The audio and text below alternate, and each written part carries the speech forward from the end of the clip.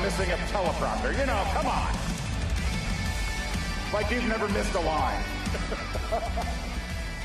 All right.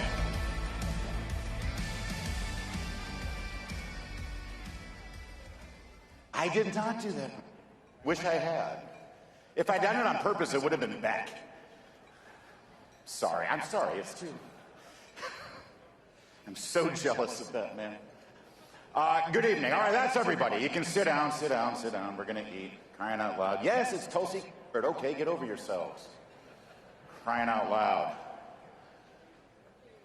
It is great to be here. Thank you. It's funny, if you remember last year, we had a little bit down here where every time I came out, I explained that the CDC had changed their regulations about wearing masks, right? And it was like, you know, it was funny. It was like, oh, the CDC, oh, the science has changed, you know, we got to change it on. And then literally today, the CDC changed their regulations about masks. It's like I got no jokes now. But we are glad for that. How's it feel not to have anything on your face down here? Good God. So who here is from Washington area where they can listen to me in the morning on WMAL? Anybody here, right? All right. Oh, those are my callers. All right, excellent. I know you very well. So listen, it's after this dinner every year, some of you are so nice to me, and you come up afterwards and you say, first of all, my favorite thing that you say after the dinner is, I thought you were funny. So that line reading is not very generous, just so you know. That suggests no. But then you say, I wish you were on in my city so I could listen to you, right? And let me just explain, because sometimes we're a little rough. There's a thing called the internet, all right? And you all can listen or you can podcast. Do you really think Al Gore invented the internet just so Bill could get free porn? Come on. Use it to listen to your favorite shows. Start with Beck, then move to me, all right? Due deference. So thank you for that, and please do check us out. It's WMAL in Washington, D.C. If I don't say that, they literally will fire me. So that's our talk radio station.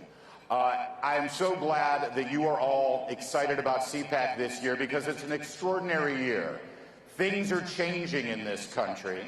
I don't know if you can feel it, but there is a tide we are all riding. It's called a red tide, and this is going to be an incredible election year. Are you going to be a part of it?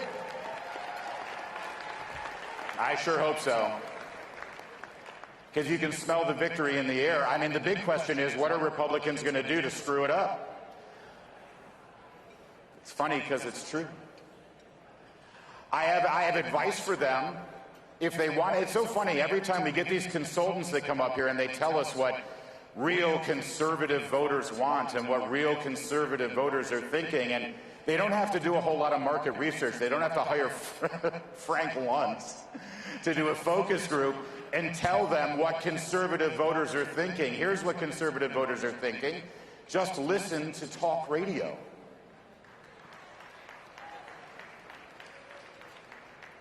The movement that we saw in Virginia this year with the school board meetings. Is that Loudoun County over there?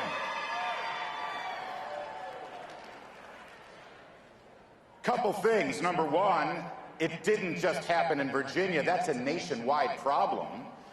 And number two, we didn't just start talking about it and hearing about it, about what's going on in your schools with your kids' curricula in the last several months. We've been talking about it for years. Where? On talk radio. It's about time they all caught up. So that's, if you're all wondering, if you're running for office, gee, what do voters care about? Tune into your local talk radio station, and you'll know exactly what the voters care about, and you might even win. Now, there's been a lot of discussion, and there's a lot of media. Have you noticed how many press is here tonight? There's a lot of... Because they're talking about Congresswoman Tulsi Gabbard being here tonight, and I'm thrilled. Congresswoman Gabbard, that's true. There are a lot of people talking about it. And I assure you, the Democrats are being much meaner to you than we are. It is very true. No, listen, this is going to be great. Tulsi's going to come up here. She's going to spend about 30 minutes making the conservative case for socialized medicine. And I'm excited about that. No, is that not the plan? I'm kidding.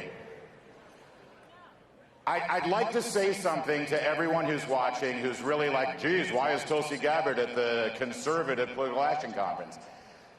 Here's the secret. We don't agree with Tulsi Gabbard on everything, and she doesn't agree with us on everything. But there are some things that we can find common ground on.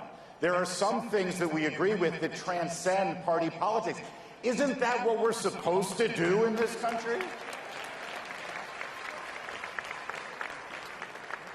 In fact, I could be wrong, but I remember a guy running for president about a year and a half ago, claiming to be the great unifier, claiming that he was going to unite country, claiming that he was going to find all of that common ground. And in the last 13 months, not only has he dragged this nation down, but he has become the most divisive president in my lifetime. Here at CPAC, we actually believe in the spirit of finding what we agree upon, joining hands on those things, and then here's the best part, realizing what we disagree about and walking away friends. How about that? How about that tonight for a conversation? I assure you that's not what's going to happen at the Woodrow Wilson dinner. I'd love for them to do a Woodrow Wilson dinner, wouldn't you? They'd bring back the old times. They do the march again right down the street.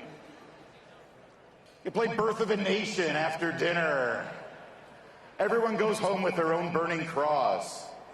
See, it's fun to make Klan jokes because they're Democrats. All right, enough of that. Nothing funny about that at all, except that they're Democrats. All right. The dinner is being served, and by the way, before I forget, can we stop for a moment and thank the incredible staff here at the Rosen Center for this great dinner we're about to have. You guys are fantastic. We appreciate it very much. We are not going to welcome back to the stage. Are we welcoming back to the stage now? Is that what we're doing? All right, why not? Please welcome back to the stage the House of Hope founder,